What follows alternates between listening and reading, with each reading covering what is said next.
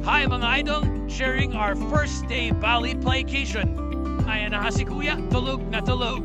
Napakaaga namin gumising at para kami ay maiwan ng aeroplano.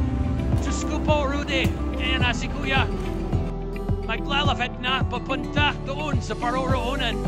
Mula Pilipinas, diretsyon na tayo sa Bali Airport.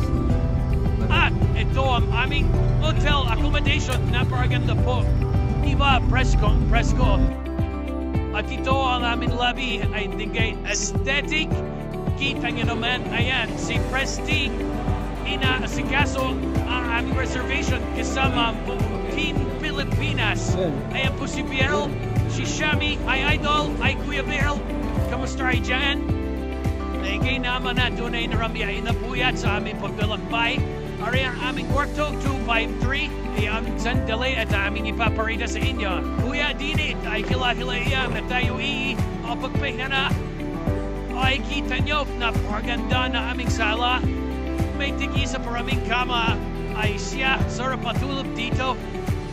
Kitang-kita nyo naman. Iyon lang, ay hindi ko mabuksan na aking bag. Ay kuya, mariging buksan nga niyan. Matapos kami pagpahingay dito kami sa Kango. At kami daw ay magdi-dinner. Ay dinaradali agad kami mag-ama ng picture.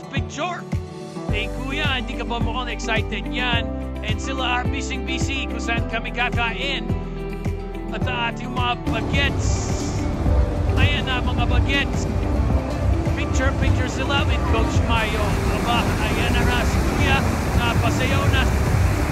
Eh, kupo, kuya, hindi nagmamanay ang mga buwan. Eh, patay tayo, wala tayong pampalik. Eh, dini daw kami sa Kama Bar. Eh, siya, iparita ko sa inyo ng bagyang menu. Ayan, ay ng presyuhan.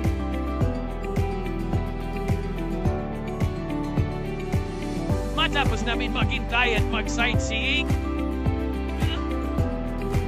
iniyain na nga po ang dinner.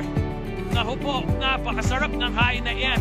Marami pong pasasalamat kay Prestige at kay Boss Edison sa masarap na dinner na to. Ayan, picture muna kami. Hanggang dito na lang muna. Hanggang sa muli. Bye!